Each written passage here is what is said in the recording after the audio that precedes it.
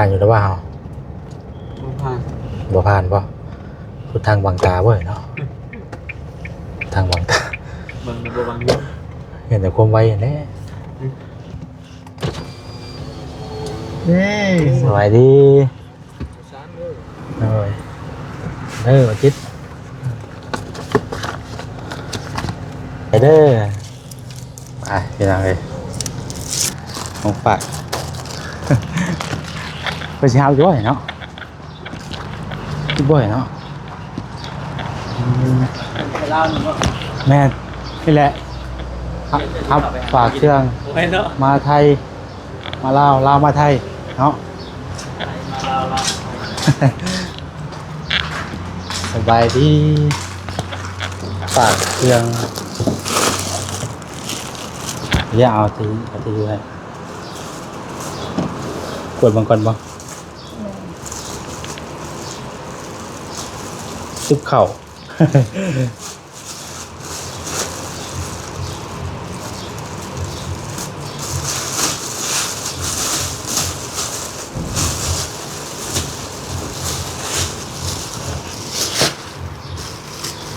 เป็นขวดมันก่อนเป็นอะไรแล้วก็มีหมูแดงมันขวดแล้วแล้วก็ครับมันผักบัวหัวผักบัว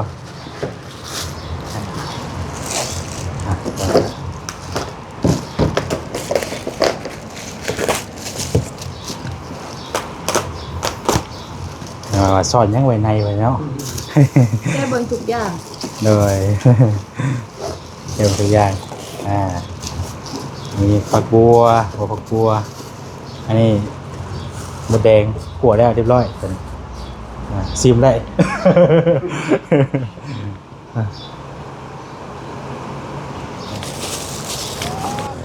แต่เขาอยู่ทางไกลเนาะฮะเขาอยู่ทางไกลว่ะเขาบ่ได้เอาไปขายเอาไปใส่เต็มรถแล้วได้อยู่บ่เต็มทางเลยเนาะเติมใช่เลย กระตุกอย่างโอ้เนาะง่ายกันไปช่วยด้วยเด้อ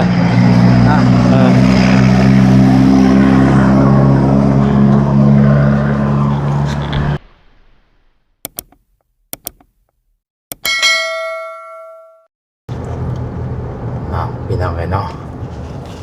เปิดภาพมากกับอยู่กลางถนนหนทางเด้อมื้อนี้พี่น้องเลยกำลังมุ่งหน้าเข้าไปในเมืองเนาะและสวรรณเขตพี่น้องเลยไปซื้อเตียงก่อนเนาะซื้อเตียงไปให้พอตู้ต้นยางก่อนพี่น้องเลยเพราะว่าไปมื้อนั้นน่ะซื้อแต่เป็นคู่เป็นทางเนาะกระซุ่มกระซ้ำให้เพิ่นพี่น้องเนาะแต่ว่าก็ยังบาดนี่เจ้ายังมีลานบ่เฮ้ยผ่านอยู่แล้วว่าเฮาบ่ผ่านบ่คือทางบางตาเว้ยเนาะทางบางตาบางบ่บางอยู่เห็นแต่ความไวแน่ยังบ่มีเงินอยู่จับโอเคสวัสดีจิตจะได้บ้านครับนะไปเลยนี่เลย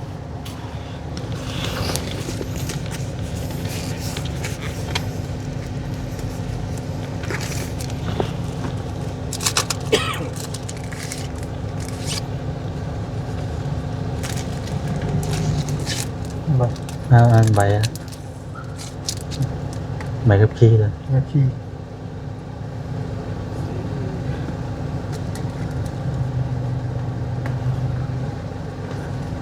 ขอบใจเด้อไปพี่น้องเลย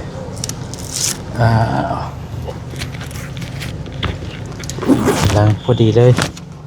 ใส่ไว้นี่เจ้าใส่ไว้คือเก่าเด้อใส่เฮาสิไปไหนบัด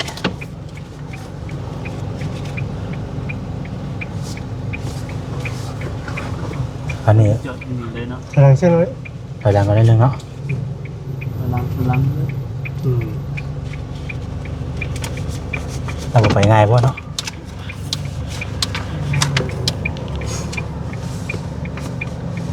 โอเค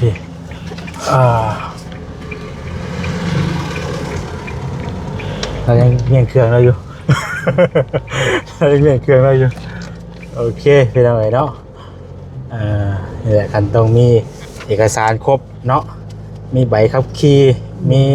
ประกันภัยมีประกันภัยใบขับขี่แล้วก็เอกสารรถพี่น้องเอ้ยเนาะกะบ่มีหยังแล้วพี่น้องเอ้ย เพิ่นก็ตามหน้าที่เพิ่นเนาะเพิ่นก็กวดปกติพี่น้องเอ้ยถ้าว่าเฮาบ่เฮ็ดผิดกฎเพิ่นว่าซั่นจ้ะ ถ้าว่าแล่นไว้หลายก็ปรับคือกันเลยพี่น้องเอ้ยเนาะแต่ที่ว่าเฮามากินนี่ก็สะลอห้วยๆเนี่ยถือว่าผ่านไป รวยปานนั้นเนาะ เราไว้บันไดหางสุดท้ายจะถือกับความไว้ว่าแทนนะพี่น้องเนาะบางทีเอามาพ่อบาดเดียวเจาะสินะ ไปใส่พี่น้องเนาะทางบอแซนกะบ่เข้าใจได้กินนี่พ่อตำรวจหูตั้งไว้เนาะ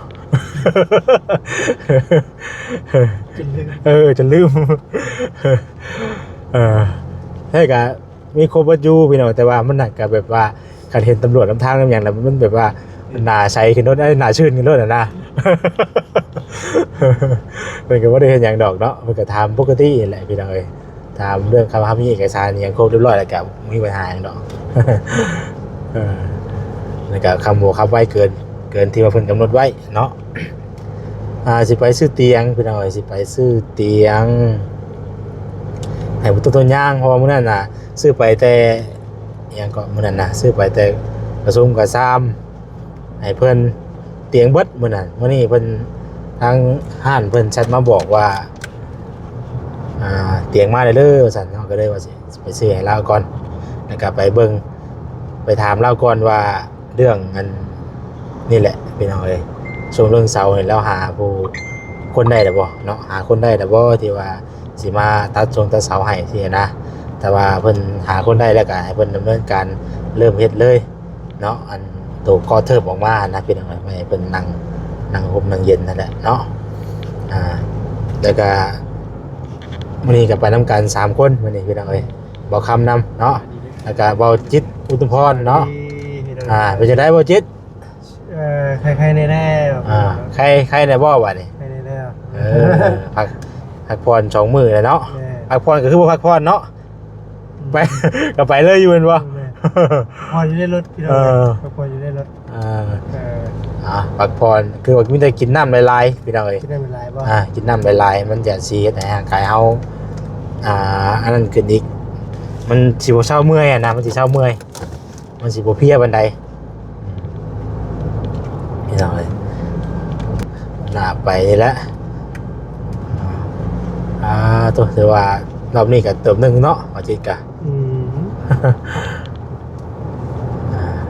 ไปต้องการอะไรไปน้องเอ้ยพงเทื่อกะคันว่าสิแยกกันไปกะเพราะว่าช่วงนี้ก็ยังอาการก็ยังแบบว่ายังเมื่อยๆอยู่ยังเพลียๆอยู่นะขับรถขับล่างกับเวลาง่วงนอนมันก็ยากเนาะอันนี้ยังมาไปต้องกันกับพอได้ง่วงนอนก็นอนด้วยพี่น้องเอ้ยผู้ใหญ่นำมาพูกอยู่นี่แล้วบ่ได้นำพูกอยู่ได้บัดนี้แสดงว่าพูกได้กะทิได้บัดนี้เพราะว่าช่วงนั้นมันวิทย์เลยเนาะแล้วก็เฮ็ดพูก อยู่เตียงนั่นแหละเตียงว่าแสนซื้อมาให้ตอนนั้นเด้แล้วอยู่นี่แล้วกับพ่อได้จอดตลอดเนาะลูกค้าลายเลยมีลูกค้าให้เราเพราะว่าบ่เลิกกะรถจักรออกมาจากนี่นะบ่ได้หน่อยคันเป็นเท่าไหร่ร้อยคันได้เป็นพันนู่นบ่จ๊ะตรงมาแต่เลงนี่นะบ่ได้น้อยเด้ลายดีพี่น้องเอ้ยพอดีพวกมาน่ะก็แวะเติมน้ำมันพี่น้องเอ้ยเนาะแวะเติมน้ำมันเติมใช้รถนี่ได้อยู่เต็มถังนี่ได้ แต่ว่าคือช่วงนี้กับพี่น้องเนาะข่าวเรื่องน้ำมันเนาะ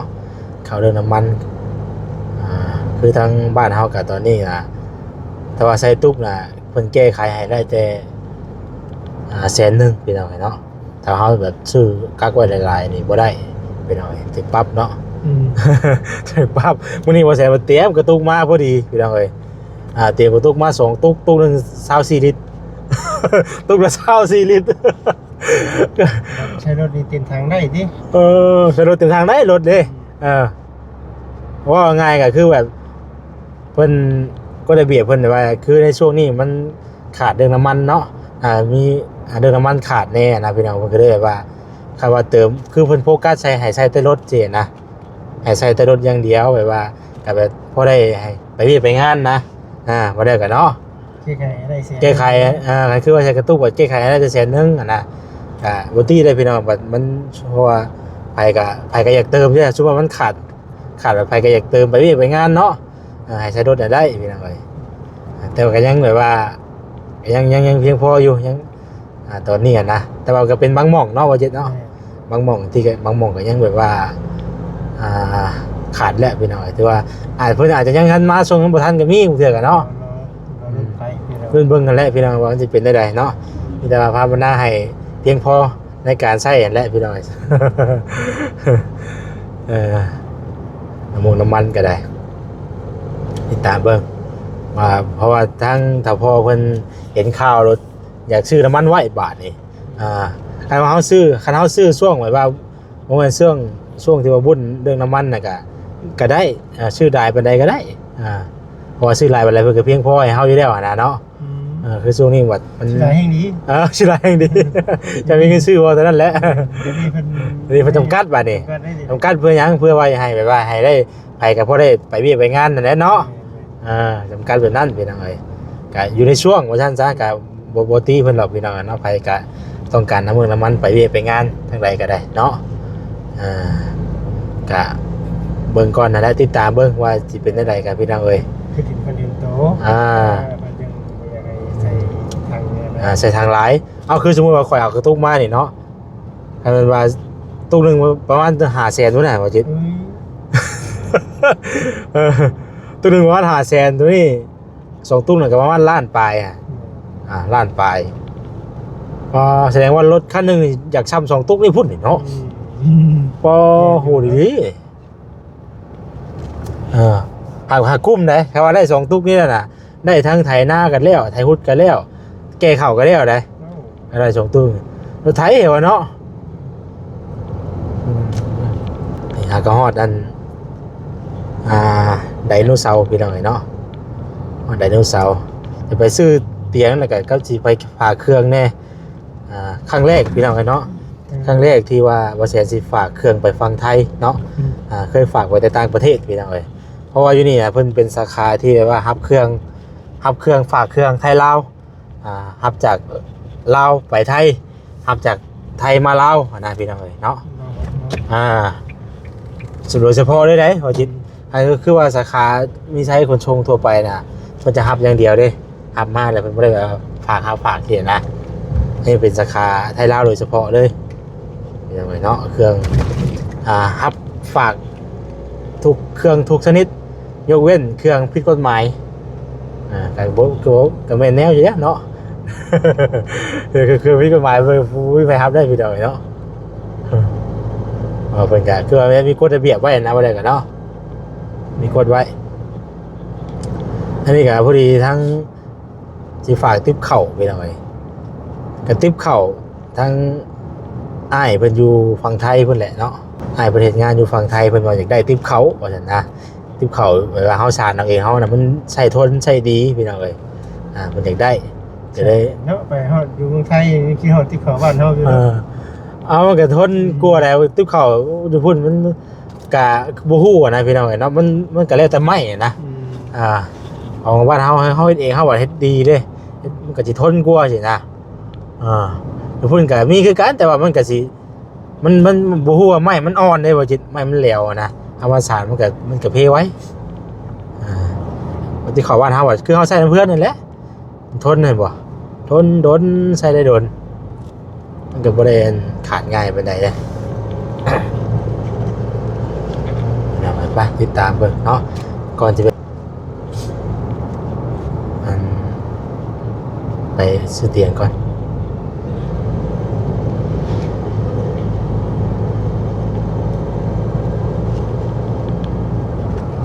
และในเมืองเนาะโอ้เตียงนำมาหลายเด้อมื้อนี้ผมทราบลาบอยู่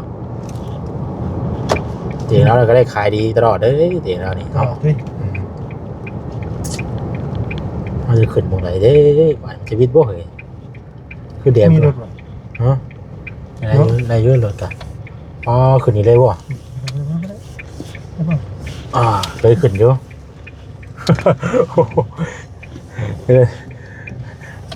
อนุญาตเดี๋ยวก็ขึ้นวันนี้ก็ได้เอาเบียงขึ้นเด้ตัวหอดแรงพี่เราเลย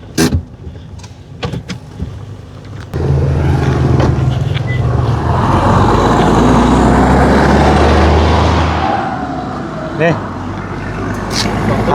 สอง ทุกวันก็ไม่นี่ ตัวนั้นกับแม่แต่ว่าตัวนั้นน่ะไล่อยู่ตัวนั้นน่ะเพิ่นฝากมาตัวนั้นน่ะบัดตัวนี้น่ะคือสิบ่ไล่แล้วก็ว่าบ่ผ่าน ได้แล้ว เพิ่นว่าได้แต่แสนเดียวเพราะว่าสิเอามาทางง่ายที่น่ะบ่ได้เพราะว่าเพิ่นสั่งไว้แล้ว ได้แล้ว มีแต่ได้เอากลับเมื่อคือเก่าแล้ว จะได้บ่ได้ แล้วทุ่งใหญ่มากที่หาเศษเนาะ ฮะ เริ่มหาเศษ ช่องทางนี่ประมาณล้านปลายจะ24ลิตรเนาะไปได้จังบัดนี้เอาเบิ่งมีแต่เอาลงก่อนเด้อ ลงกัน ตัวนี้น่ะไล่อยู่ตัวนี้น่ะตัวนี้มันตึกทางละ30,000เด้นี่30,000ตัวนี้ไล่อยู่บ่ได้เนี่ยนั่นคือตะกี้แหละมวยบ่เรือเด้ ไม่พูด นายโพดเด้ดิไปชื่อลายไปได้บ่ อ๋อเตียงมาใหม่เด้อพี่น้องเอ้ยงามซะมึงเนี่ยโอ้โตเอาอันเดียวกระตุกเฮาได้สิเอาไว้ใช่ เจ็บทางเราแล้วมันใส่ขาเตียงแล้ว ไว้ในได้บ่วะ อ๋อเสียบทางมัดใส่ขาเตียงนะ ไม่ใช่เตียงว่าให้เจ้าของเพิ่นน่ะอะไรวะ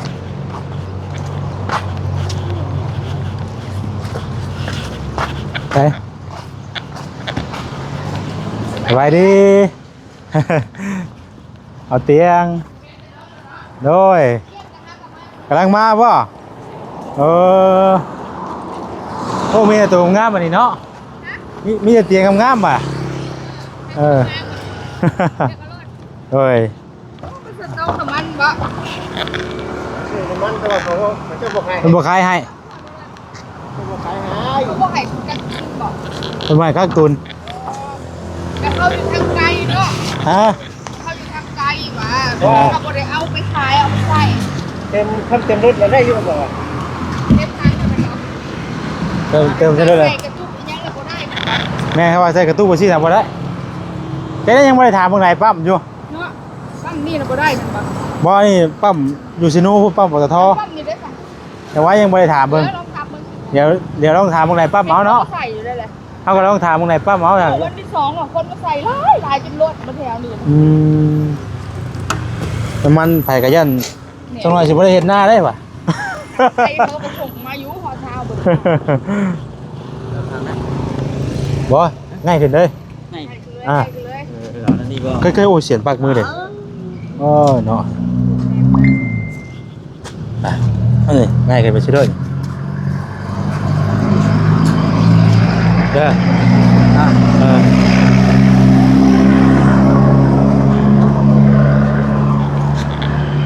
อีกบ่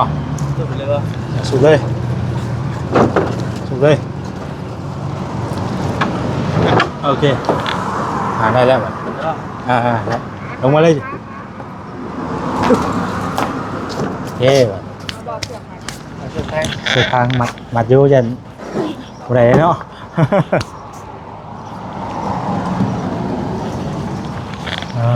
คือจังเลย เกิดลูกชายตัวเกิด ฮะ ไปเกิดลูกชายวันนี้ก็ตัวเกิดโอ้ยใหญ่โอ้ อันนี้ก็ไว้มัดนี่ก็มัดใส่ตัวนี้นี่เอาไว้ในไว้เลยเดี๋ยวมันจะปิวมันจะปิวเลย มันต้องกดแล้วก็เนาะ โดย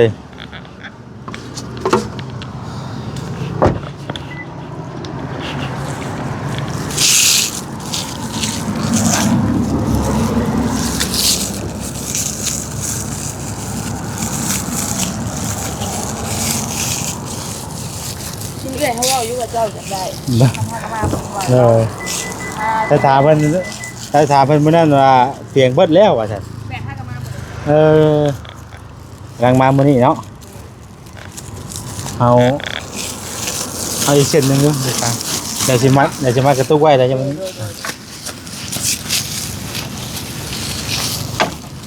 เท่าไหร่ก็3บ่3แสน ให้ราคาเก่า เขาไปใช้จากพวกนี้ผู้เป็น เอาไปเรียก เออ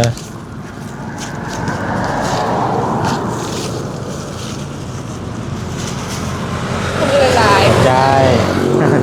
เออเดี๋ยวมัดก่อน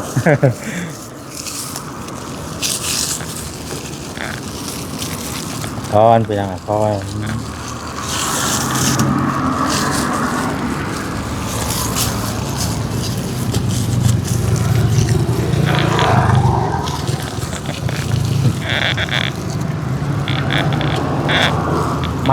มันยากเลยเนาะเลยกะ ปั่น ป่าด้วยถ้าเตอร์ตัวด้วยก็ผมเราเอารถไม้ไปแล้วเนาะเฮ้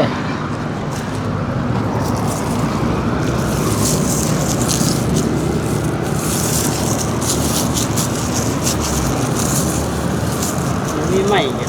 ฮะ เห็นว่ามีใหม่เกิดมือ เฮ็ดขายไหม่บอกค ขายได้กัน ำเฮ็ดขายไหมเจ้าเฮ็ดขายก็ได้เลยนี่ไงมีตลอดเปิดมาซื้อนี่ก็บ่เท่าไหร่หน่วยเลย เจ็ดเจ้าโบไปซื้อนะ โอ้ยบ่ได้มีแต่ข่อยกันว่าเฮ็ดไว้แล้วนะเบิดคนสิไปซื้อ ของไว้ข้างๆเนาะ โอ้ว่าก็ได้เนาะหลายเนาะคนสิซื้อ มือกันนะโอ้ยใหม่มา เฮ็ดงามกว่านี้ก็แฮงคักเด้อ งานก็ดีที่ เฮ็ดเกลี้ยงกว่านี้โอ้ยให้มันสิได้ขาย เดี๋ยวไปกบหมองไงเนาะ กระตุ้งเฮาเลยจ้ะเนาะ อันนี้มัดใส่ติดกันกับขานี่ บ่ปิวบ่ เดี๋ยว เนาะ ปิวจ้ะมัดทำไมพุ่นขาทำไมพุ่นก็เอาเสื้อผ้าถอดใส่หมูนี่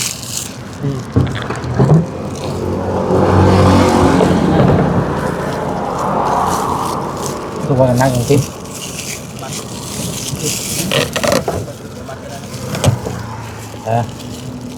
เดี๋ยวไหน ใส่กับขาเตียงนะ เพราะว่าไว้นี่มันก็บ่ปิวนะลมดิลมพัดบ่ฮะโอ้ยแต่ตัวเราใหญ่แพงได้เนาะเฮ้ยไล่อยู่ดอกนะ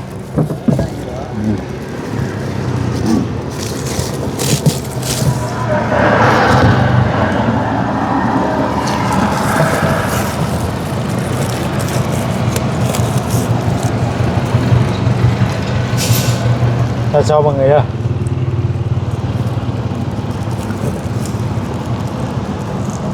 ไปสีในที่ว่าโอ้มาต้นใส่กันสิเนาะ มัดเกี่ยวใส่ไม้ยังได้ ฮะ ทำมัดหัวหน่อยดิ ดูว่าเป็นสมันเท่เนาะ เนาะมัดเกี่ยวใส่ไม้ เพราะว่าไว้ตรงนั้นบ่ถึงไหมถึงดูมันขึ้นยากนะข่อย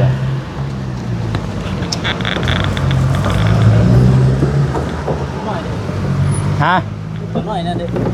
อะไร ตัวน้อยนั่น ต้นไม้ไว้ในผู้ไว้ในเลยเล่นปิว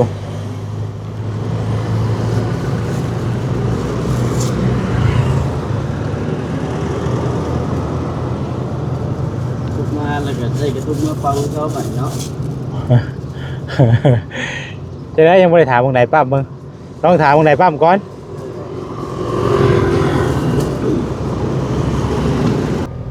นี่บ่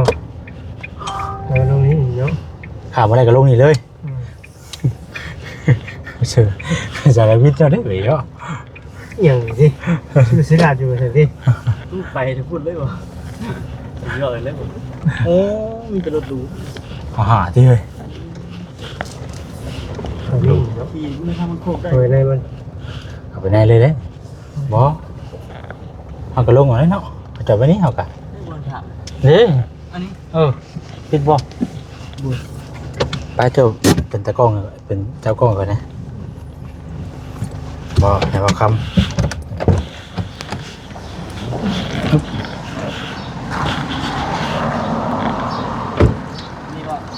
อ๋อเขาบริชื่อบริมีสกอตได้บริสกอตบริสกอตติดเลยก็ให้เป็นติดแห่เนาะเป็นเกณฑ์แห่นะนี่เป็นยังไงเนาะของฝาก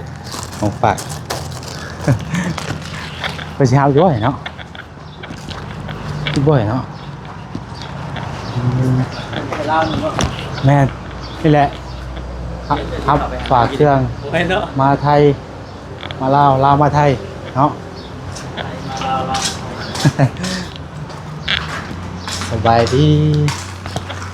ฝากเครื่องเรียกเอาที่อยู่ให้กดบางก่อนบ้างซุปเข่า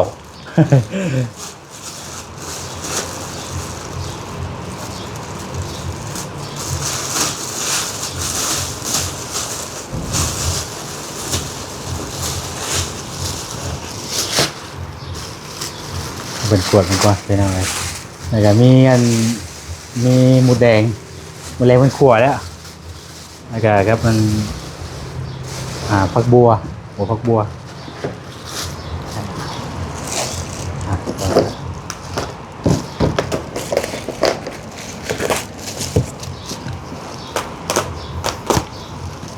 สอนยังไว้ในไว้เนาะแก้เบิ่งทุกอย่างโดยเดี๋ยวตัวอย่างมีผักบัวหัวผักบัวอันนี้หมูแดงขั่วแล้วเรียบร้อยซิมได้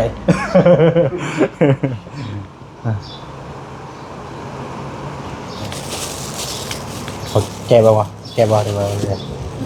ได้แล้วหมูแดงนี่เป็นขั่วแล้วฮัลโหลจักบาทอันนี้นะมีว่าผักบัวน้ำติ๊บขาว2ติ๊บเบิ่งมุมให้แน่ไปไทยจักบาทโอเคแป๊บนึงชงมันไปให้เบิ่งโดย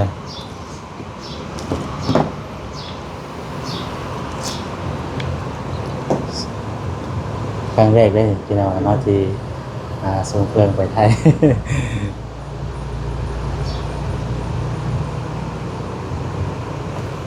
เลิกทำทีดู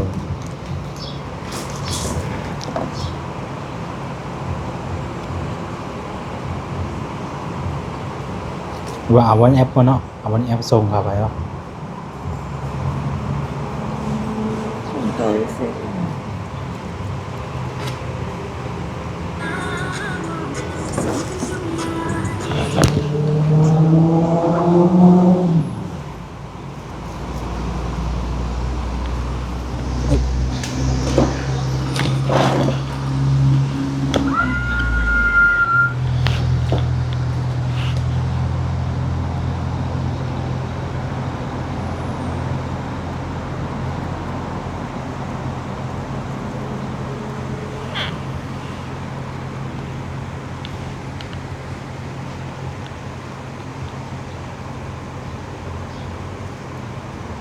เครื่อง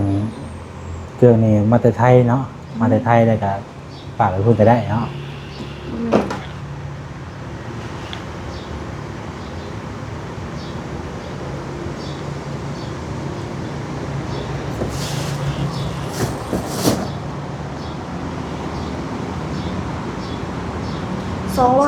หมดเขาเจ้าเลย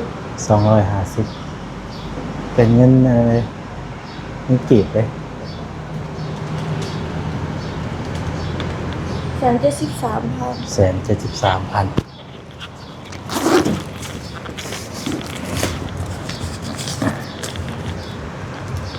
มือแรงเครื่องขามืออื่นฝาแล้วก็ได้บินมือตกได้บินเขาส่งบินมาให้เลยสิส่งบินไปให้อ๋อโดย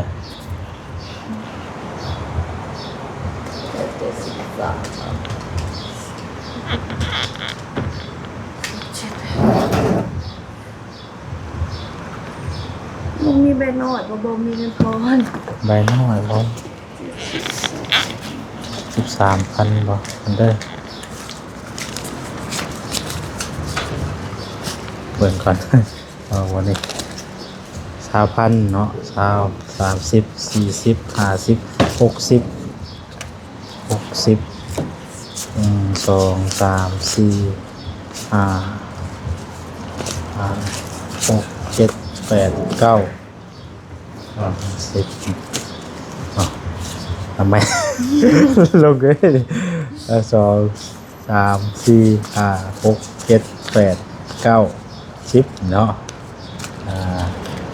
ตัวนี้60 70 70 73บ่กิน โดย 73ยังขาดอีก2,000บ่ครับจบ มันมึงเลยน้อยนะ ไปหาซิป ฮะ นี่เอาไปหาซิปก็ได้เลยเอาลงไปมันก็ได้หาซิป อ๋อใช่ป่ะ ที่ ไปหาซิปเสีย เดี๋ยว70 อาจจะ13 3ขอบใจ เลยโอเค อันนี้เฮานั่นบ่เป็นซิปบ่บ่ได้นั่น เดี๋ย บ่ วให้เขาเจ้าแพ็กให้ก็ อ๋ ได้ อโดย เอาไปแพ็กอยู่พุ่นเดี๋ยวไปแพ็กอยู่หมุกค่ะ โดย จ้า เข้าใจละลาย ไปเป็นเอาเนาะถือว่าเอามาให้เพิ่นฝากไปให้พอดี200เนาะ200ถือว่าฮอดหม่องเพิ่นอยู่เลยเนาะนี่แหละเป็นเอาให้ผู้ใดอยากฝากเครื่องมาเนาะฝากเครื่องสาขาเพิ่นเนี่ยอยู่สวรรณเขตเป็นเอาเนาะจะเอาฝากเครื่องไทยมาลาวมาไทยเป็นเอาเอ้ย ตามนี้แหละเนาะไปพี่น้องเอ้ยเดียวติดตามเบิ่งบัดนี้ว่าเครื่องสิไปฮอดมื้อใดก็ติดตามเบิ่งนํกันเนาะเดี๋ยวเอาสำหรับคลิปนี้ก็ไปแล้วพี่น้องนำลาไปก่อนอยู่ดีมีแฮงบ่สุขุสุคนเพิ่นตั้งอยู่ก็ใกล้นี่แหละใกล้หมองอันบ่ใช่ชื่อเตียงเลยเนาะจะมันอยู่รักหยังไงก็บ่ฮู้พี่น้องแต่ว่าอยู่สาขาอยู่สวรรณเขตนี่แหละเนาะส่วนหลายก็นี่ได้ป้ายเพิ่นนี่น่ะ ลักซี่เนี่ย ฮะ ตลาด นี่ดิ ป้ายเพิ่นนะเครื่องทั่วไปที่นะไล่เบิดพี่น้องเอ้ยเนาะสาขาเพิ่นประมาณนี้เนาะเอาลำลาไปก่อนพี่น้องอยู่ดีมีแห้งบ่สุขสุขคนเด้อพี่น้องเด้อสบายดี